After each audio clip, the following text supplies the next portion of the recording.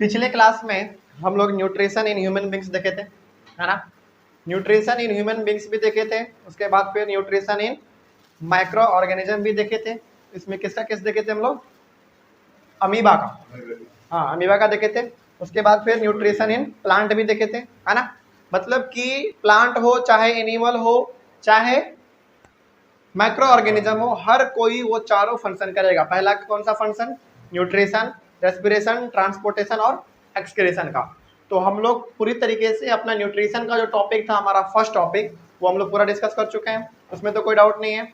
उसमें मेनली जो हमारा एक सबसे इंपॉर्टेंट टॉपिक था वो था न्यूट्रिशन इन ह्यूमन बींग्स, है ना। यदि न्यूट्रिशन इन ह्यूमन बींग्स यानी कि जो इसके पिछले लेक्चर में हम लोग डिस्कस किए हैं, यदि वो बढ़िया से याद है, यदि वो कॉन्सेप्ट पूरा मालूम है, तो ये रेस्पिरेशन टॉपिक बहुत ही आसान है और बहुत ही ज़्यादा समझ में आ जाएगा, कोई दिक्कत नहीं।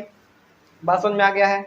अच्छा, एक और चीज़ इसमें जो हम लोग एक स्पेशल देखे थे न्यूट्रिशन इन प्लांट में, कि डेजर्ट एरिया में जो प्लांट रहते हैं उसका केस कुछ ऑलरेडी रहता है ना। उसका जो फोटोसिंथेसिस का जो प्रोसेस है वो थोड़ा सा बाकी प्लांट से अलग रहता है, वो हम लोग जान चुके हैं। आज हम लोग पढ़ेंगे, हालांकि उस लेक्चर में हम लोग नॉर्मल प्लांट के बारे में भी देखे थे कि आखिर प्लांट अपना फूड किस प्रकार से बनाता है ना, किस प्रकार से अपना फूड वो एक्वायर करता है, ये हम लोग देख चुके थे। डेजर्ट वाले भी प्लांट को हम लोग देख लिए थे, है ना। आज हम लोग एक नॉर्मल प्लांट को देखेंगे जो कि डेजर्ट एरिया के अलावा है, यानी कि हमारे घर के आसपास जो है उस प्लांट के बारे में भी आज हम लोग जानेंगे कि आखिर वो लोग रेस्पिरेशन किस प्रकार से करते हैं। ठीक है, कोई दिक्कत नहीं। चलो, सबसे पहली बात तो ये, इसको पढ़ने से पहले न्यूट्रिशन इन ह्यूमन बींग्स वाला जो टॉपिक था वो समझ में आ जाना चाहिए, है ना। उसके बाद ये हमारा समझ में आ जाएगा। तो पिछले वाले लेक्चर में कोई डाउट नहीं है, आगे बढ़ सकते हैं आज। चलो, सबसे पहली चीज जो यहाँ पे लिखी हुई है वो है ब्रीदिंग। देखो बहुत सारे बच्चे को ना, और ये हम पिछले फर्स्ट लेक्चर में कहे थे कि ब्रीदिंग और रेस्पिरेशन दोनों अलग अलग चीज है ना। ब्रीदिंग मेनली क्या है? एक फिजिकल प्रोसेस है। अब ये फिजिकल प्रोसेस क्या है? फिजिकल प्रोसेस का मतलब ये हो गया सांस लेना और सांस छोड़ना, बस। केवल और केवल सांस लेना और सांस छोड़ना, यही हमारा केवल और केवल ये ब्रीदिंग है, कोई दिक्कत नहीं। जैसे सांस लेना छोड़ना, सांस लेना छोड़ना, ये हमारा हो गया ब्रीदिंग, कोई दिक्कत नहीं। तो ये हमारा क्या हुआ? एक फिजिकल प्रोसेस हुआ, कोई दिक्कत नहीं। फिजिकल प्रोसेस कैसे? फिजिकली हमको देखने को मिल रहा है ये, है ना। सांस ले रहे हैं छोड़ रहे हैं, सांस ले रहे हैं छोड़ रहे हैं, अनुभव कर पा रहे हैं ना, तो ये फिजिकली हो गया हमारा, कोई दिक्कत नहीं। ये हमारा फिजिकल प्रोसेस है। It involves inhale of oxygen, अंदर हम लोग क्या लेते हैं? ऑक्सीजन लेते हैं, और एक्सहेल ऑफ कार्बन डाइऑक्साइड, कोई दिक्कत नहीं। अच्छा, O2 CO2, इसमें तो कोई दिक्कत नहीं, ये तो बहुत ही नॉर्मल सा मामूली सा बात हो गया। O2 मतलब ऑक्सीजन, CO2 मतलब कार्बन डाइऑक्साइड, इसमें तो कोई दिक्कत नहीं। अब आते हैं हम लोग अपने रेस्पिरेशन। अच्छा, एक और चीज, बहुत सारे बुक में रेस्पिरेशन का दूसरा नाम सेल्यूलर रेस्पिरेशन भी दिया हुआ है। सेल्यूलर क्यों? क्योंकि सेल में होगा, हमारे बॉडी में क्या है? सेल है, और सेल से ही हमारा क्या होगा? रेस्पिरेशन होगा। तो दोनों टर्म सेम है, कहीं पे कंफ्यूज होने की जरूरत नहीं है। तो बहुत बार सेल्यूलर रेस्पिरेशन भी मिलेगा, बहुत बार सिंपली रेस्पिरेशन भी मिलेगा, दोनों सेम चीज है, कोई अलग चीज नहीं है। ये क्या है? It is a chemical process. Chemical process का मतलब क्या हो गया? कि इसमें कुछ ना कुछ आपको केमिकल प्रोसेस आपके बॉडी के अंदर होता हुआ प्रतीत होगा, कोई दिक्कत नहीं। ये फिजिकल प्रोसेस है, सांस लेना सांस छोड़ना, इसमें कोई भी केमिकल प्रोसेस नहीं है, लेकिन इसमें केमिकल प्रोसेस है, मतलब कि कुछ ना कुछ इसमें बन रहा होगा। तो केमिकल रिएक्शन हो रहा होगा और कुछ ना कुछ बन रहा होगा। तो रेस्पिरेशन हम पढ़ रहे हैं, तो बताओ अब क्या बन रहा होगा? एनर्जी बन रहा होगा, क्योंकि हम लोग जानते हैं कि रेस्पिरेशन में केवल और केवल आपको क्या देखने को मिलता है? एनर्जी प्रोडक्शन देखने को मिलता है। जो आप न्यूट्रिशन प्रोसेस के दौरान भोजन खाए हैं, उस भोजन से जो आपको एनर्जी मिलेगा वो मिलेगा आपको रेस्पिरेशन टॉपिक में, कोई दिक्कत नहीं। बात समझ में आ गया। अब नेक्स्ट सवाल, it involves in energy production, सही बात है। रेस्पिरेशन में आपको क्या देखने को मिलेगा? एनर्जी प्रोडक्शन मिलेगा। अब जरा बताओ, अभी हम तुरंत डिस्कस किए हैं कि ब्रीदिंग और रेस्पिरेशन दोनों अलग अलग चीज है, बिल्कुल अलग अलग है, इसमें तो कोई डाउट नहीं है। लेकिन रेस्पिरेशन का ही एक पार्ट है ब्रीदिंग, कोई दिक्कत नहीं। जब हम लोग रेस्पिरेशन का बात करेंगे तो उसमें हमारा ब्रीदिंग भी आ जाएगा और रेस्पिरेशन तो आएगा ही आएगा, कोई दिक्कत नहीं। हाँ, टॉपिक दोनों अलग अलग चीज है, दोनों का मतलब अलग अलग है। ये एक फिजिकल प्रोसेस है और ये एक केमिकल प्रोसेस है, दोनों अलग अलग चीज है। लेकिन रेस्पिरेशन में ही हमारा ब्रीदिंग भी इंक्लूड है, कोई दिक्कत नहीं। जैसे सांस ले रहे हैं सांस छोड़ रहे हैं, ये हमारा क्या हो गया? ब्रीदिंग हो गया। और सांस लेना और सांस छोड़ना ये हमारा एक पार्ट है किसका, रेस्पिरेशन का। कोई दिक्कत नहीं, बात समझ में आ गया। तो ब्रीदिंग हमारा एक फिजिकल प्रोसेस था, रेस्पिरेशन हमारा एक केमिकल प्रोसेस है। ये हमारा इनहेल ऑफ ऑक्सीजन और एक्सहेल ऑफ कार्बन डाइऑक्साइड है, और ये हमारा है एनर्जी प्रोडक्शन। इसमें तो कोई डाउट नहीं है। अब चलो, अब यदि इसमें कोई डाउट नहीं है तो याद करो न्यूट्रिशन इन ह्यूमन बींग्स। याद आ पा रहा है कुछ? न्यूट्रिशन इन ह्यूमन बींग्स में हम लोग स्मॉल इंटेस्टाइन में देखे थे कि एक फिंगर लाइक प्रोजेक्शन होता है जिसको हम लोग कहते हैं विली, VILLI, विली। याद करो तो उस विली का फंक्शन क्या था स्मॉल इंटेस्टाइन में? हाँ बिल्कुल,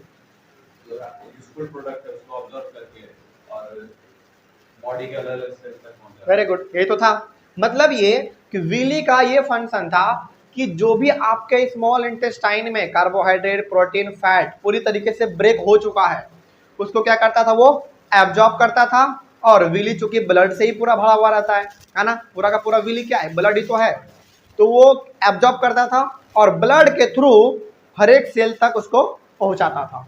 कोई दिक्कत नहीं।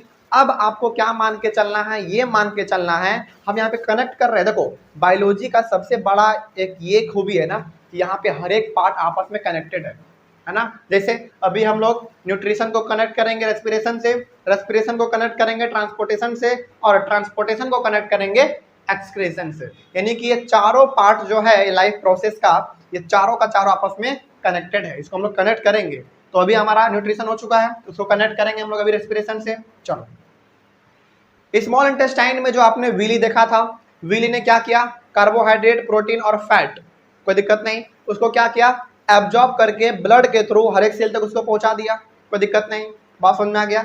अब जब वो आप कह सकते हैं कि न्यूट्रिएंट्स, क्योंकि न्यूट्रिएंट्स हमारा क्या था, याद करो, प्रोटीन, कार्बोहाइड्रेट और फैट, यही तीनों तो हमारा न्यूट्रिएंट्स था। अब जब ये न्यूट्रिएंट्स हर एक सेल तक पहुंचा दिया गया है विली के द्वारा, तो अब वो सेल उस न्यूट्रिएंट से करेगा क्या, एनर्जी बनाएगा। वही चीज हम लोग यहाँ पे भी सीखने वाले हैं। कोई दिक्कत नहीं, कनेक्ट हो गया, दोनों आपस में लिंक मिल गया। कैसे लिंक मिला कि स्मॉल इंटेस्टाइन में जो विली था वहां से वो न्यूट्रिशन को एब्जॉर्ब करेगा, और एब्जॉर्ब करने के बाद ब्लड के थ्रू हर एक सेल तक उसको पहुंचा देगा। अब सवाल ये है कि सेल उसका उस न्यूट्रिएंट्स का करेगा क्या, एनर्जी बनाएगा। एनर्जी कहाँ से बनाएगा, रेस्पिरेशन से बनाएगा। अब एनर्जी वो कैसे बनाएगा ये समझेंगे हम लोग यहाँ पे, कोई दिक्कत नहीं। चलो, यहाँ तक समझ में आ गया, कनेक्ट हो गया दोनों चीज, आगे बढ़ते हैं। याद करो हम लोग पढ़े थे ग्लूकोज का फॉर्मूला, क्या था ग्लूकोज का फॉर्मूला, C6H12O6, यही था ना, क्या था, C6H12O6। कोई दिक्कत नहीं। अब जरा देखो तो क्या इस ग्लूकोज के फॉर्मूला में कार्बन का 6 मॉलिक्यूल दिख रहा है क्या, बिल्कुल दिख रहा है, कोई दिक्कत नहीं, बात समझ में आ गया। अब क्या यही ग्लूकोज विली स्मॉल इंटेस्टाइन से एब्जॉर्ब करके हर एक सेल तक पहुंचाया है क्या, यही तो ग्लूकोज पहुंचाया है। अब ये ग्लूकोज के पास क्या है, 6 कार्बन मॉलिक्यूल है, कोई दिक्कत नहीं। तो उस सेल के साइटोप्लाज्म में, अच्छा एक और चीज, सेल क्या होता है ये तो हम लोग क्लास 8, 9 दोनों में पढ़ के आ चुके हैं।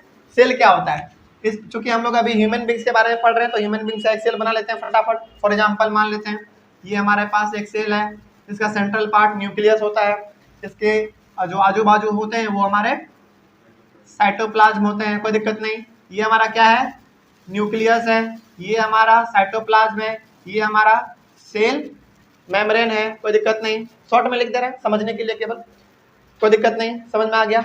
इसके अंदर जो हमारा कुछ कुछ पाया जाता है उसको हम लोग कहते हैं सेल ऑर्गेनेल्स। जैसे आपको इसमें क्या मिल सकता है, माइटोकॉन्ड्रिया मिल सकता है, राइबोसोम्स मिल सकता है, फिर और क्या मिल सकता है, वैक्यूल मिल सकता है। ये अलग अलग आपका क्या है, सेल ऑर्गेनेल्स है, कोई दिक्कत नहीं। अब विली हर एक सेल तक क्या कर दिया, आपके न्यूट्रिएंट्स को पहुंचा दिया। अब उस न्यूट्रिएंट्स में है क्या, ग्लूकोज। ग्लूकोज में कार्बन का कितना मॉलिक्यूल, 6 मॉलिक्यूल, यहाँ तक तो कोई डाउट नहीं। अब बढ़ते हैं आगे कि आखिर सेल तक न्यूट्रिएंट्स पहुंच तो गया, ग्लूकोज पहुंच तो गया, उसके साथ अब होगा क्या, है ना, एनर्जी कैसे बनेगा, अब समझते हैं। यहाँ पे सबसे पहली बात तो ये ग्लूकोज हो गया हमारा, और ये ग्लूकोज में 6 कार्बन मॉलिक्यूल है, इसमें तो कोई दिक्कत नहीं, बात समझ में आ गया। अब ये कार्बन मॉलिक्यूल यानी कि ये ग्लूकोज अब चला गया हमारे कहाँ पे, साइटोप्लाज्म में, यानी कि सेल के साइटोप्लाज्म में चला गया, कोई दिक्कत नहीं।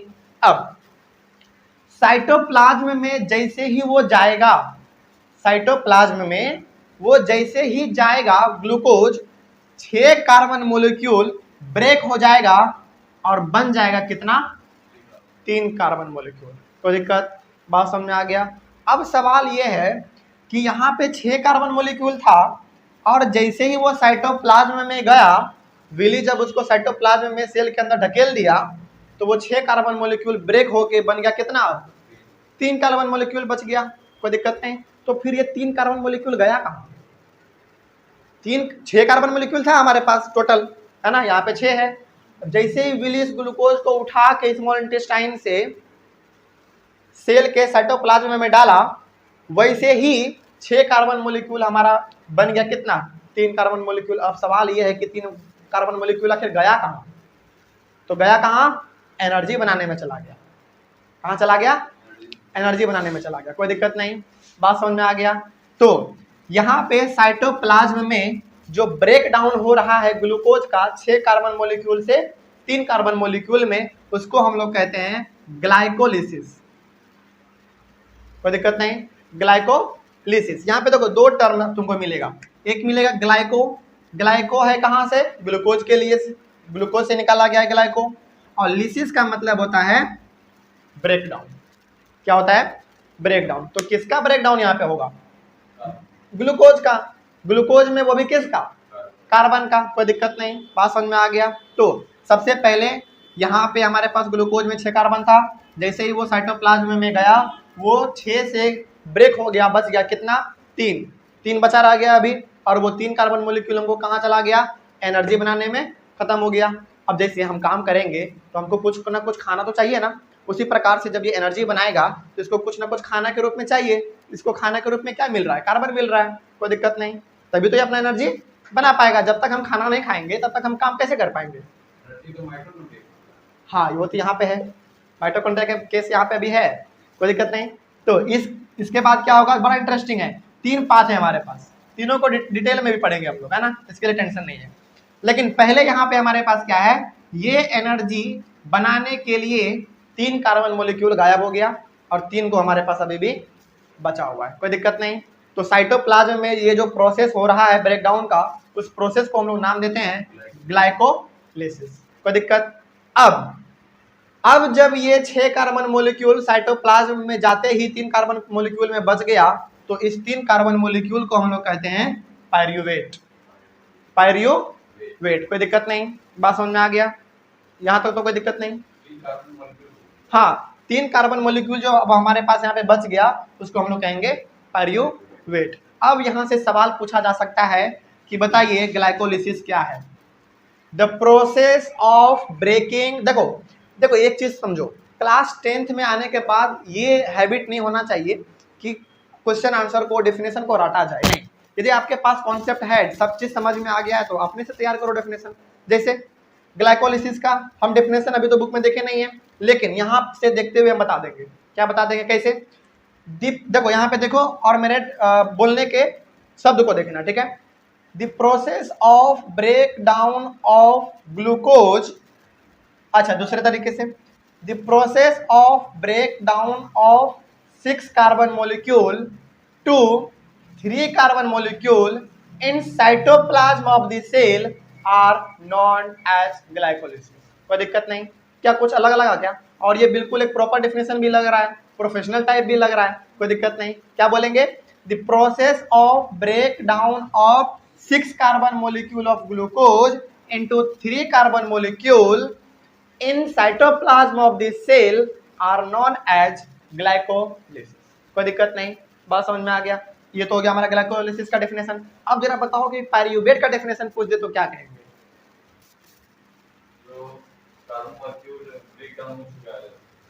जो 3 बच गया तो कैसे बोलेंगे, देखो अब हमारे पास 6 कार्बन मॉलिक्यूल था, 3 तो हमारा एनर्जी बनाने में चला गया, 3 बच गया, उसी को कहेंगे पायरुवेट, कोई दिक्कत नहीं। अब पायरुवेट को कैसे बोलेंगे, पायरूवेट को कैसे बोलेंगे, देखो, the remaining molecule of 3 carbon, ऐसे फिर से, the remaining molecule of carbon after breaking down are known as pyruvate.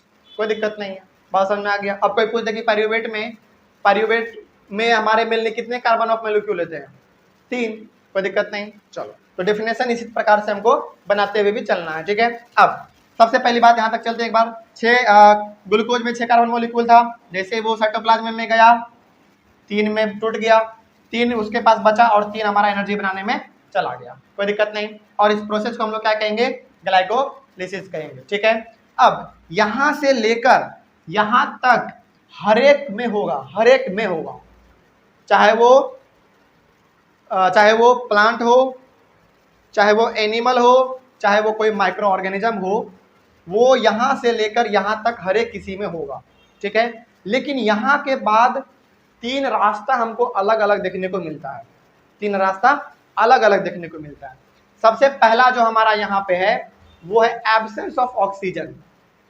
जब हमारे बॉडी में ऑक्सीजन नहीं रहेगा तब उस समय पे एनर्जी कैसे बनेगा, वो हमारा पहला यहाँ पे दिया हुआ है, कोई दिक्कत, इसको समझते हैं पहले। सबसे पहला एब्सेंस ऑफ ऑक्सीजन। एक चीज और, यहाँ पे हमारे पास 2 टर्म था, एक था एरोबिक रेस्पिरेशन और दूसरा था एनारोबिक रेस्पिरेशन।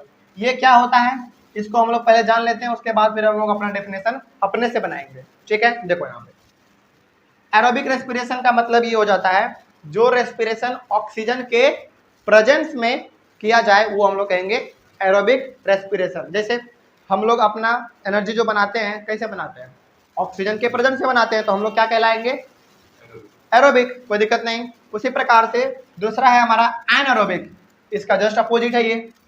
यदि एनर्जी यानी कि रेस्पिरेशन ऑक्सीजन के एब्सेंस में हो रहा है तो उसको हम लोग कहेंगे एनएरोबिक रेस्पिरेशन।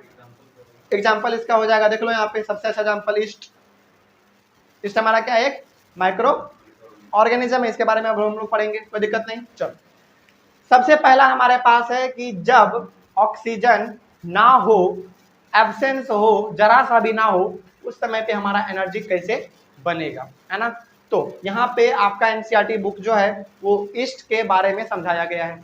ईस्ट को एक एग्जाम्पल लेके उसको एक एग्जाम्पल लिया गया ईस्ट का, और उसके बारे में हमको यहाँ पे समझाया गया है कि ईस्ट में, हालांकि एक और चीज ईस्ट के बारे में थोड़ा सा जान लेते हैं। ईस्ट के पास अपना क्लोरोफिल नहीं होता है, कोई दिक्कत नहीं। अब चूंकि उसके पास अपना क्लोरोफिल भी नहीं है तो क्या वो अपना भोजन बना पाएगा, नहीं बना पाएगा, क्योंकि याद करो फोटोसिंथेसिस के डेफिनेशन में हम लोग क्या पढ़े थे, the process of making food by the plant with the help of water and carbon dioxide in the presence, है ना, in the presence of sunlight and chlorophyll. तो इसके पास जब अपना क्लोरोफिल है ही नहीं तो ये अपना फोटोसिंथेसिस का प्रोसेस कैसे परफॉर्म कर पाएगा, कोई दिक्कत नहीं। तो ये अपना भोजन ये अपने से नहीं बनाता है, कोई दिक्कत नहीं। लेकिन बनाता नहीं है तो फिर ये जीवित कैसे रहता है, एनर्जी तो कहीं से तो लेता होगा, है ना। फिर एनर्जी इसके अंदर बनता कैसे है, अब ये जो अपना एनर्जी बनाएगा वो एब्सेंस ऑफ ऑक्सीजन में बनाता है, यानी कि इसको हवा पानी कोई चीज का जरूरत, मतलब कि पानी का नहीं, पानी तो चाहिए ही, इसको हवा का कोई जरूरत नहीं है, लेकिन फिर भी ये अपना भोजन यानी कि अपना एनर्जी ये बना लेता है। कैसे बनाता है अब जरा समझते हैं इसको। ईस्ट है, एक सेल होगा, एक माइक्रो ऑर्गेनिज्म होगा, और माइक्रो ऑर्गेनिज्म है तो सेल होगा। ये जो अपना एनर्जी का प्रोडक्शन करेगा वो कहाँ पे करेगा, साइटोप्लाज्म में करेगा। कहाँ पे करेगा, साइटोप्लाज्म में करेगा, ठीक है। अब जरा देखो तो हम कहें कि यहाँ तक हर एक चीज, हर एक में प्रोसेस एकदम क्या रहता है, सेम रहता है। अब ईस्ट अपना जो एनर्जी प्रोडक्शन करेगा वो कहाँ पे करेगा, साइटोप्लाज्म में करेगा। और जब ये करेगा तो इसको क्या क्या मिलेगा, जैसे ये रेस्पिरेशन जब करेगा एब्सेंस ऑफ ऑक्सीजन में, यानी कि ये रेस्पिरेशन करेगा लेकिन इसको ऑक्सीजन नहीं दिया जाएगा, कोई दिक्कत नहीं। तो ये अपना क्या क्या बनाएगा, ये बनाएगा अपना इथेनॉल, कार्बन डाइऑक्साइड और एनर्जी, कोई दिक्कत। अब ये इथेनॉल क्या है, इथेनॉल है 2 कार्बन मोलिक्यूल। ये जो 2 कार्बन मोलिक्यूल तुम यहाँ पे देख रहे हो ये हो गया हमारा इथेनॉल, कोई दिक्कत नहीं, और समझ में आ गया। यहाँ पे कोई दिक्कत? अब जरा हमको एक बात बताओ कि यहाँ पे था 3 कार्बन मॉलिक्यूल था। 3 कार्बन मॉलिक्यूल में से 2 कार्बन मॉलिक्यूल तो इसका बच ही गया, मतलब कि ये अपना एनर्जी बनाने के लिए एक ही कार्बन का यूज किया, क्योंकि यहाँ पे तो 3 था। और बोलो कोई दिक्कत? 2 यूज किया है तो नहीं, 2 इसका बचा हुआ है। बात समझ में आ गया? तो अब जरा बताओ, इसके पास 3 कार्बन मॉलिक्यूल था, 3 में से ये इसके पास 2 कार्बन मॉलिक्यूल अभी भी प्रेजेंट है, तो फिर ये अपना एनर्जी बनाने के लिए एक ही कार्बन का यूज किया। एक ही कार्बन का यूज क्यों किया? क्योंकि इसके पास उतना क्षमता ही नहीं है, इसके पास ऑक्सीजन ही नहीं है, ये ज़्यादा एनर्जी बना ही नहीं सकता है। इसका दूसरा एग्जाम्पल ले लो, यदि हमारे पास ऑक्सीजन नहीं मिलेगा, यदि हम सांस नहीं ले पाएंगे, तो क्या हम लोग दौड़ पाएंगे, काम कर पाएंगे, चल पाएंगे, लिख पाएंगे, सो पाएंगे? नहीं कर पाएंगे ना। इसीलिए ईस्ट को एब्सेंस ऑफ ऑक्सीजन में ये अपना एनर्जी उतना नहीं बना पाता है, लेकिन एनर्जी बनाता है, लेकिन उतना ज़्यादा ये नहीं बना पाता है। अब यदि कोई कारण पूछे तो क्या कारण बताओगे? क्योंकि इसके पास ऑक्सीजन ही नहीं है। ऑक्सीजन अगर रहे तो पूरा बनाएगा। यदि ऑक्सीजन इसके पास रहता तो ये तीनों का तीनों कार्बन मॉलिक्यूल यूज करता अपने एनर्जी को बनाने में, लेकिन इसके पास ऑक्सीजन ही नहीं है। दोनों बना सकता है, कार्बन डाइऑक्साइड को बना सकता है, ऑक्सीजन। कार्बन डाइऑक्साइड ये रिलीज करता है, जब ये अपना रेस्पिरेशन करता है ना प्रोसेस, तो उस समय पे ये अपना इथेनॉल भी बनाएगा, कार्बन डाइऑक्साइड भी रिलीज करेगा, और एनर्जी तो इसको मिलेगा ही मिलेगा, क्योंकि एनर्जी तो इसका मेन मुद्दा है। रेस्पिरेशन कर रहा है तो एनर्जी तो उसको चाहिए ही चाहिए, कोई दिक्कत नहीं है। अब ऑक्सीजन रहे या ना रहे ये बनाएगा, इसीलिए इसका नाम है एब्सेंस ऑफ ऑक्सीजन, इसको रखा गया है। इसका कैटेगरी जो है एब्सेंस ऑफ ऑक्सीजन में इसको रखा गया है। इसको ऑक्सीजन दो या ना दो, ये अपना एनर्जी बनाएगा, लेकिन बहुत ही कम बनाता है। कोई दिक्कत नहीं, बात समझ में आ रहा है? तो अब जरा बताओ कि क्या ये एब्सेंस ऑफ ऑक्सीजन में बना रहा है अपना एनर्जी, तो क्या हम इसको एनएरोबिक रेस्पिरेशन कह सकते हैं? कोई दिक्कत नहीं। तो अब जरा अपने से एनएरोबिक रेस्पिरेशन का डेफिनेशन बताओ। The living organism which produce their energy in the absence of oxygen are known as anaerobic respiration। कोई दिक्कत नहीं, क्या बोलेंगे? The living organism which produce their energy in the absence of oxygen are known as anaerobic respiration। कोई दिक्कत नहीं, एकदम diagram को देखते चलना है, समझते चलना है, और अपना डेफिनेशन भी खुद बनाते चलना है। कोई दिक्कत नहीं। तो यदि कोई पूछ दे कि बताओ पायरुवेट के बाद ईस्ट में किस प्रकार से एनर्जी का प्रोडक्शन होता है, तो बता दोगे? सबसे पहली चीज क्या, वो अपना एनर्जी जब भी बनाएगा एब्सेंस ऑफ ऑक्सीजन में बनाएगा, है ना, और वो भी साइटोप्लाज्म में बनेगा, ईस्ट के साइटोप्लाज्म में बनेगा। मान लो ये एक माइक्रो ऑर्गेनिज्म है ईस्ट, तो इसका भी तो साइटोप्लाज्म है, तो ये अपने साइटोप्लाज्म में बनाएगा। क्या क्या बनाएगा? इथेनॉल, कार्बन डाइऑक्साइड और एनर्जी। कोई दिक्कत नहीं। अब ये एटीपी क्या लिखा हुआ है? हाँ, इसको भी हम लोग थोड़ा सा बाद में डिस्कस करेंगे, लेकिन इसको हम लोग करेंगे, ठीक है, कोई दिक्कत नहीं, बात समझ में आ गया। अब चलते हैं लैक ऑफ ऑक्सीजन, दूसरे कैटेगरी में। लैक ऑफ ऑक्सीजन का मतलब क्या हो गया? क्या इसको भी हम लोग एनारोबिक में रखेंगे क्या? नहीं। देखो यहाँ पे 2 टर्म है, ध्यान से देखो। ये है एब्सेंस ऑफ ऑक्सीजन, मतलब कि ऑक्सीजन जरा सा भी नहीं होगा। यह लैक ऑफ ऑक्सीजन, लेकिन ऑक्सीजन की कमी। ऑक्सीजन तो होगा लेकिन कम होगा, कोई दिक्कत नहीं। तो जब ऑक्सीजन कम रहेगा तो उस समय पे हमारे बॉडी में किस प्रकार से एनर्जी का प्रोडक्शन होगा वो देखते हैं यहाँ पे। चलो, सबसे पहली बात क्या है, जब लैक ऑफ ऑक्सीजन होगा तो हमारा एनर्जी कहाँ पे बन रहा होगा? हमारे मसल सेल्स के साइटोप्लाज्म में, मसल सेल्स के साइटोप्लाज्म में। फॉर एग्जांपल ये हमारा स्किन है, ये मसल सेल्स होगा इसके अंदर, उसका जो साइटोप्लाज्म होगा वहां पे एनर्जी का प्रोडक्शन हो रहा होगा, कोई दिक्कत नहीं। अब क्या क्या बनाएगा हमारे मसल सेल्स के साइटोप्लाज्म में? जब ऑक्सीजन की कमी होगी तो उस समय पे एनर्जी के रूप में क्या क्या हमको मिलेगा, देखते हैं। सबसे पहला मिलेगा लैक्टिक एसिड, दूसरा मिलेगा एनर्जी। अब ये लैक्टिक एसिड क्या है? ये कहाँ गया हमारा 3 कार्बन मॉलिक्यूल, ये हमारा क्या है? लैक्टिक एसिड है, कोई दिक्कत नहीं। इस प्रकार से यहाँ पे हमारे पास 2 कार्बन मॉलिक्यूल इथेनॉल था, उसी प्रकार से यहाँ पे हमारा 3 कार्बन मॉलिक्यूल लैक्टिक एसिड है। अब जरा ये भी बताओ हमको कि ये 3 कार्बन मॉलिक्यूल था और 3 का 3 कार्बन मॉलिक्यूल ये अपने पास अभी भी रखे हुए हैं, तो फिर ये एनर्जी बनाया कैसे? लेकिन देखो हमारे मसल सेल्स में ये क्षमता है कि वो एनर्जी तो बनाएगा, लेकिन वो कार्बन डाइऑक्साइड अपना जितना था पहले उतना ही वो मेंटेन ही किए रहेगा। इसका सबसे अच्छा एग्जांपल हम लोग समझते हैं कब, याद करो जब हम लोग पार्क में या फिर अपने फील्ड में रोड पर जब हम लोग रनिंग करते हैं, दौड़ते हैं, तो क्या उस समय पे एक समय आने के बाद क्या तुम्हारे पैरों में क्रैम्प होता है? क्रैम्प का मतलब दर्द नहीं कह सकते उसको, एक घिंचावट टाइप का, ऐसा लग रहा है कि जैसे कोई खींच रहा है हम लोग को, एक क्रैम्प हमको देखने को मिलता है। वो क्यों मिलता है? वो क्रैम्प क्यों मिल रहा है? क्योंकि आपके बॉडी में उस समय पे लैक्टिक एसिड प्रोड्यूस हो चुका है, और ये लैक्टिक एसिड प्रोड्यूस होने के कारण ही आपके शरीर में, आपके पैर में घिंचावट टाइप का, क्रैम्प टाइप का आपको देखने को मिलता है। अच्छा एक और चीज, क्या जब हम लोग रनिंग करते हैं, रनिंग करने के बाद हम लोग जब रुकते हैं, उस समय पे आप सांस कितना स्पीड से लेते हैं, है ना? पूरा हांफने लगते हैं हम लोग। क्यों हांफने लगते हैं? क्योंकि रनिंग के टाइम पे जितना हमें ऑक्सीजन की जरूरत पड़ती है उतना हमें नहीं मिल पाता है। तो यहाँ पे हम लोग क्या कह सकते हैं कि रनिंग के समय पे हम लोगों को लैक ऑफ ऑक्सीजन होता है।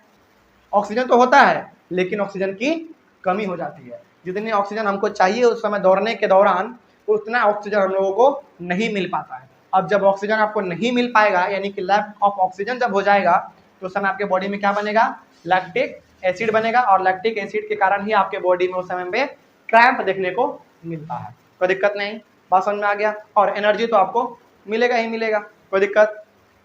बात समझ में आ गया? रनिंग करते टाइम बस मसल ही में लैक रनिंग होता है और सब नहीं, मसल सेल्स में, मसल सेल्स में आपको रनिंग के टाइम पे आपको क्रैम्प देखने को मिलेगा, यानी कि थोड़ा सा लगेगा कि कुछ दर्द टाइप का, कुछ घिंचावट टाइप का, कुछ घिंचावट टाइप का ऐसा लगता है, है ना? जब दौड़ो तो लगेगा कि पैर में कुछ खींचा जा रहा है ना? इस प्रकार का लगता है। और सब ऑर्गन में आपका फुलफिल हो जाता है। हाँ, वो तो लैक ऑफ ऑक्सीजन हो गया ना वहाँ पे। जैसे मान लो हम दौड़ रहे हैं, जैसे अभी तो फिलहाल पढ़ा रहे हैं, हम नॉर्मल है, यहाँ पे तो दौड़ वोड़ नहीं रहे हैं, तो हमारे बॉडी में क्रैम्प भी देखने को नहीं मिल रहा है, मतलब कि पूरा हमको ऑक्सीजन मिल रहा है। इस समय पे हमारे बॉडी में अलग ही फंक्शन चल रहा होता है। वो क्या फंक्शन है? वो थर्ड वाला है, माइटोकॉन्ड्रिया। लेकिन जब हमारे बॉडी में किसी काम को कर रहे हैं, ऑक्सीजन जितना चाहिए उतना नहीं मिल पा रहा है, तो उस समय पे हमारे बॉडी में ऑक्सीजन की कमी हो जाती है, जिसके कारण हमारे बॉडी में लैक्टिक एसिड बन जाता है, और लैक्टिक एसिड बनने के कारण हमारे बॉडी में क्रैम्प देखने को मिलता है, महसूस होता है। और उस समय पे लैक्टिक एसिड तो मिलेगा ही मिलेगा, प्लस एनर्जी भी आपको देखने को मिलेगा। कोई दिक्कत नहीं, बात समझ में आ गया? ये कब देखने को मिलेगा आपको? जब आपके बॉडी में ऑक्सीजन की कमी हो, जितना ऑक्सीजन चाहिए आप उतना ऑक्सीजन उसको ना दे पा रहे हो, तब आपको देखने को ये मिलेगा। इसका सबसे अच्छा एग्जाम्पल कौन सा था? Running time. रनिंग के टाइम पे आपको पूरी तरीके से ऑक्सीजन नहीं मिल पाता है। नहीं मिल पाने के कारण आप क्या करते हैं? रुकने के बाद बहुत ही तेजी से सांस लेते हैं, बहुत ही तेजी से सांस लेते हैं। ठीक है, चलो आगे बढ़ते हैं। और ये भी हमारे कहाँ पे होगा? मसल सेल्स के साइटोप्लाज्म में होगा। ठीक है, आगे अब है हमारे पास presence of oxygen. Presence of oxygen, जब हमारे बॉडी में पूरी तरीके से ऑक्सीजन मिल रहा होगा, उस समय पे हमारे बॉडी में किस प्रकार से एनर्जी का प्रोडक्शन होगा, वो यहाँ पे देखते हैं। जब हमारे बॉडी में पूरी तरीके से हमारे बॉडी में जब पूरी तरीके से ऑक्सीजन मिल रहा होगा, तो याद करो हम लोग अपने सेल चैप्टर में पढ़े थे कि माइटोकॉन्ड्रिया को हम लोग क्या कहते हैं? Power house of the cell. तो उस समय पे हमारे बॉडी में और हमारे बॉडी के सेल में किस सेल ऑर्गेनेल्स में एनर्जी बन रहा होगा? माइटोकॉन्ड्रिया में बन रहा होगा। अब कनेक्ट कर पा रहे हो? कोई दिक्कत नहीं। तो यदि हमारे बॉडी में ऑक्सीजन पूरा मिल रहा है, कहीं पे कोई कमी नहीं है, तो उस समय पे हमको माइटोकॉन्ड्रिया में एनर्जी का प्रोडक्शन देखने को मिल सकता है। कोई दिक्कत? तो उस समय पे हमारे बॉडी में क्या क्या बनेगा? कार्बन डाइऑक्साइड बनेगा, वाटर बनेगा और एनर्जी बनेगा। कोई दिक्कत नहीं, बात समझ में आ गया? इसमें कोई डाउट? अब तो यदि अब तुमसे कोई पूछे कि बताओ कि ईस्ट में किस प्रकार एनर्जी प्रोडक्शन होता है? ईस्ट में केवल क्या पूछे? ईस्ट में देखो यहाँ पे 3 ब्रांच है, 1 2 3, है ना? यदि तुमसे कोई पूछे कि ईस्ट में किस प्रकार से एनर्जी का प्रोडक्शन होता है, तो यहाँ से यहाँ तक तो सभी में कॉमन रहेगा। यहाँ तक आने के बाद इन दोनों को ढक देंगे और ऊपर चले जाएंगे। कोई दिक्कत नहीं। ईस्ट का क्या हो जाएगा? यहाँ से पूरा इसे फिर ये वाला हो जाएगा ईस्ट के बारे में केवल। और जब मसल सेल्स के बारे में पूछे यानी कि लैक ऑफ ऑक्सीजन के बारे में पूछे तो सीधे आएंगे और सीधे चले जाएंगे, इसके बारे में पूरा बता देंगे। उसके बाद जब माइटोकॉन्ड्रिया में यानी कि प्रेजेंस ऑफ ऑक्सीजन में जब पूछे तो कैसे बोलेंगे, ऐसे आएंगे और ये नीचे चले जाएंगे। जिसके बारे में बोले केवल उसी के बारे में बताना है, ठीक है, कोई दिक्कत नहीं। अब आगे बढ़ते हैं। फिर इसको हम लोग कहे थे एनारोबिक रेस्पिरेशन। क्यों? क्योंकि यहाँ पे ऑक्सीजन की कमी थी, था ही नहीं, मतलब पूरी तरीके से नहीं था। और यहाँ पे प्रेजेंस ऑफ ऑक्सीजन है तो हम लोग इसको क्या कहेंगे, एरोबिक रेस्पिरेशन। क्या कहेंगे, एरोबिक रेस्पिरेशन। तो अब बताओ एरोबिक रेस्पिरेशन का definition. The living organism which produce their energy in the presence of oxygen are known as aerobic respiration। कोई दिक्कत नहीं, काम खत्म। कोई दिक्कत अब समझ में आ रहा है? तो ये हमारे बॉडी में कहाँ पे होगा, सेल के माइटोकॉन्ड्रिया में। तो ये हमें सेल के माइटोकॉन्ड्रिया में ये वाला केस देखने को मिलेगा, ठीक है।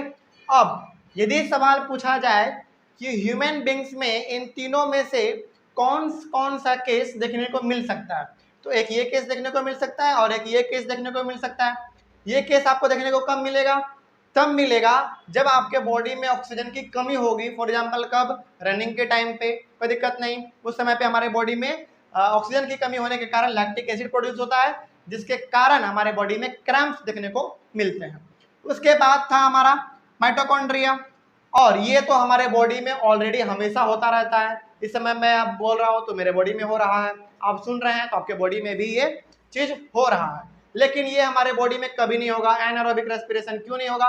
क्योंकि यदि ऐसा होगा, और इसमें है क्या एनारोबिक, मतलब कि ऑक्सीजन की मौजूदगी इसमें होगी ही नहीं, और जब होगी नहीं तो फिर हम लोग जिंदा कैसे रहेंगे, है ना। तो ये वाले हमारे बॉडी में नहीं होता है। लेकिन समझने के लिए एक हमारे पास एग्जाम्पल दिया हुआ है किसका, ईस्ट का, कोई दिक्कत नहीं। तो ईस्ट में हमारा उसका ईस्ट के साइटोप्लाज्म में होता है हमारा ये वाला फंक्शन, कोई दिक्कत नहीं। इसमें भी हमको इथेनॉल, कार्बन डाइऑक्साइड और एनर्जी देखने को मिलता है, कोई दिक्कत नहीं आता समझने में, समझ में आ गया है। अच्छा, एक और चीज जो इन तीनों में कॉमन था, वो कॉमन क्या था, वो कॉमन था इन तीनों में एनर्जी। यहाँ भी एनर्जी, यहाँ भी एनर्जी और यहाँ भी एनर्जी। तो चाहे वो एब्सेंस ऑफ ऑक्सीजन हो, चाहे वो लैक ऑफ ऑक्सीजन हो, चाहे वो प्रेजेंस ऑफ ऑक्सीजन हो, तीनों में जो आपको कॉमन चीज देखने को मिलेगा वो देखने को मिलेगा एनर्जी। कोई दिक्कत नहीं समझने में, समझ में आ गया है। उसके बाद अब एक और चीज, हम लोग जब प्लांट के बारे में पढ़ रहे थे तो हम लोग ये देखे थे कि प्लांट कभी भी अपने कार्बोहाइड्रेट को तुरंत बनाता है और तुरंत यूज नहीं करता है, ये हम लोग जान चुके थे। यानी कि उसको एक स्टोर्ड रूप में स्टोर करके रखता है जिसका नाम था स्टार्च, याद है? क्यों? क्योंकि प्लांट को फ्यूचर में जब भी जरूरत पड़े तो वो उस स्टार्च को यूज कर सकता है। उसी प्रकार से हमारे बॉडी में जो सेल है वो तुरंत एनर्जी बनाकर तुरंत उस एनर्जी को यूज नहीं करता है ना, उसको स्टोर करता है किस फॉर्म में, एटीपी के फॉर्म में। और ये एटीपी है क्या, एडिनोसाइन ट्राइफॉस्फेट। इसका फुल फॉर्म क्या है, एडिनोसाइन ट्राइफॉस्फेट, कोई दिक्कत नहीं। तो अब ये एडिनोसाइन ट्राइफॉस्फेट क्या है इसको जानते हैं। जब एब्सेंस ऑफ ऑक्सीजन में ईस्ट अपना एनर्जी बनाएगा तो वो केवल 2 एटीपी मॉलिक्यूल बना पाएगा, और ये एनर्जी बहुत ही कम है। क्यों कम है? क्योंकि ऑक्सीजन की कमी है। यदि इसको पूरा ऑक्सीजन मिलता तो ये भी अपना पूरा का पूरा एनर्जी बनाता और पूरा एनर्जी अपना स्टोर भी करता, लेकिन ये केवल और केवल 2 ही एटीपी यानी कि 2 ही मॉलिक्यूल अपने एनर्जी को स्टोर कर पाता है। क्योंकि ये उतना बना ही नहीं पाता है तो स्टोर कहाँ से करेगा, है ना। क्यों नहीं बना पाता है? क्योंकि इसके पास ऑक्सीजन नहीं है। उसी प्रकार से लैक ऑफ ऑक्सीजन में भी हमारे पास 2 एटीपी मॉलिक्यूल देखने को मिलते हैं, मतलब कि ये भी अपना उतना ज़्यादा एनर्जी स्टोर नहीं कर पाता है, प्लस बनाता भी नहीं है क्योंकि इसमें ऑक्सीजन की कमी होती है। लेकिन ये वाला केस जो हमारे ह्यूमन बींग्स में देखने को मिलता है लगभग हर समय, उसमें हम लोगों को ऑक्सीजन चाहिए होता है। अभी हम बोल रहे हैं तो ऑक्सीजन ले रहे हैं, तो उस समय पे हमारे बॉडी में 38 एटीपी मॉलिक्यूल्स प्रेजेंट होते हैं, कोई दिक्कत नहीं। हाँ, ये हमारा एटीपी मेनली क्या है, एक स्टोर्ड रूप है किसका, एटीपी का, सॉरी एनर्जी का, कोई दिक्कत नहीं। अब जैसे एक बार हम लोग खाना खाते हैं और उसे एनर्जी जो हम लोगों को मिलता है, उसी एनर्जी के बदौलत हम लोग 6-7 घंटा सर्वाइव कर पाते हैं। क्यों कर पाते हैं? क्योंकि हमारे सेल ने उस एनर्जी को स्टोर कर लिया है, और जब जब जरूरत पड़ रहा है हम लोगों को तब तब वो थोड़ा थोड़ा निकाल के हम लोगों को दे रहा है, और हम लोग 6-7 घंटे इजिली सर्वाइव कर पाते हैं। तो ये था हमारा एटीपी का। कम। तो एटीपी हमारा क्या है, मेनली एक स्टोर्ड फॉर्म है किसका, एनर्जी का। कोई दिक्कत नहीं, ये बात पूरा समझ में आ गया, इसमें तो कोई डाउट नहीं है। अब उसके बाद अब यहाँ तक में कोई भी डाउट आपको नहीं होना चाहिए। यदि डाउट है तो वीडियो को पॉज करके आप दोबारा देखेंगे तो आपको समझ में आ जाएगा।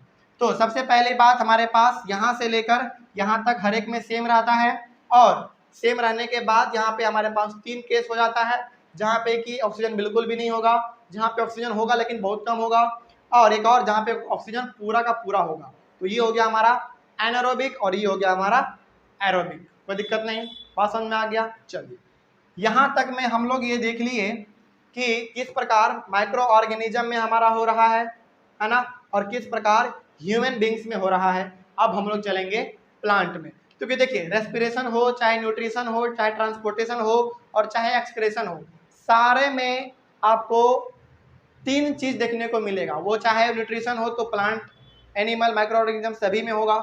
यानी कि प्लांट, माइक्रो ऑर्गेनिज्म और एनिमल तीनों में आपको न्यूट्रिशन, ट्रांसपोर्टेशन, रेस्पिरेशन और एक्सक्रेशन, ये चारों फंक्शन आपको देखने को मिलेगा, है ना। तो यहाँ पे हमारे पास माइक्रो ऑर्गेनिज्म का हो गया, ह्यूमन बींग का हो गया। अब देखते हैं प्लांट के बारे में। चूंकि प्लांट भी रेस्पिरेशन करता है और प्लांट भी अपना एनर्जी बनाता है, लेकिन उसके पास हमारे जैसा नाक या फिर कान या फिर मुंह तो है नहीं, तो फिर वो अपना रेस्पिरेशन करता कैसे है, वो करता है अपना स्टोमाटा से, रूट से और स्टीम से। स्टोमाटा हम लोग पढ़े हुए थे, स्टोमाटा क्या होता है, एक छोटा सा पोर होता है, छोटा सा होल होता है, कहाँ पे, लीफ के सरफेस पे, हम लोग अपने क्लास 9th में पढ़े हुए हैं। तो इस आप गलत फहमी में ना रहे कि रेस्पिरेशन का जो काम है प्लांट में वो केवल स्टोमाटा में होता है, नहीं, वो रूट में भी होता है और स्टीम में भी होता है। दूसरी चीज, प्लांट एक एरोबिक रेस्पिरेशन को परफॉर्म करता है, क्योंकि वो एक लिविंग ऑर्गेनिज्म है और वो अपना एनर्जी खुद भी बनाता है। कोई दिक्कत नहीं। तो प्लांट के बारे में ये हो गया। और प्लांट अपना गैस का जो एक्सचेंज करता है वो कहाँ से करता है, डिफ्यूजन प्रोसेस से करता है। और ये डिफ्यूजन प्रोसेस क्या था, याद कीजिए, डिफ्यूजन प्रोसेस क्या था, जब भी प्लांट में गैस का एक्सचेंज होता है तो हम लोग उस प्रोसेस को नाम देते हैं डिफ्यूजन, और जब भी प्लांट में वाटर का एक्सचेंज होता है तो हम लोग उसको कहते हैं ऑस्मोसिस। कोई दिक्कत नहीं, ये तो हम लोग जाने हुए हैं, इसमें तो कोई डाउट नहीं है। अब लेकिन यहीं पे हमारा समाप्त नहीं होता है, इसके और आगे है प्लांट का थोड़ा सा केस अभी और हम लोगों को पढ़ना है। वो केस क्या है जरा देखते हैं। यहाँ पे 2 केस है प्लांट के बारे में। मान लीजिए एक ये हमारे पास प्लांट है और ये एक दूसरा प्लांट हमारे पास ये है, एक प्लांट ये और एक प्लांट ये। चलिए मान लेते हैं कि एक प्लांट जो है वो दिन में है, यानी कि डे टाइम में है, और दूसरा प्लांट हमारा नाइट में है, और दूसरा प्लांट हमारा नाइट में है। कोई दिक्कत नहीं। चलिए, अब इसके बाद हम लोग डेजर्ट वाले केस में देख चुके थे, जब हम लोग न्यूट्रिशन इन प्लांट पढ़ रहे थे तो उसमें हम लोग देखे थे कि डेजर्ट प्लांट अपना जो भोजन है, अपना जो एनर्जी है वो किस प्रकार बनाता है, वो हम लोग देख चुके थे डेजर्ट वाले में। लेकिन ये हमारा नॉर्मल प्लांट के बारे में बात हो रहा है, जो कि हमारे आसपास मोहल्ले में मौजूद है। उसमें कैसा होता है, मान लेते हैं कि ये प्लांट दिन में है, और यदि ये प्लांट डे टाइम में है तो इसको वाटर भी मिल रहा होगा, कार्बन डाइऑक्साइड भी मिल रहा होगा, सनलाइट भी मिल रहा होगा, और क्लोरोफिल तो इसके पास होगा ही होगा। तो दिन में ये अपना पूरा का पूरा भोजन बना लेगा। तो क्या हम लोग यहाँ पे कह सकते हैं कि दिन में ये इन्वायरमेंट से लेता है CO2 यानी कि कार्बन डाइऑक्साइड, और दिन में ये लिबरेट करता है क्या, ऑक्सीजन यानी कि O2। ये इसका फंक्शन है दिन में।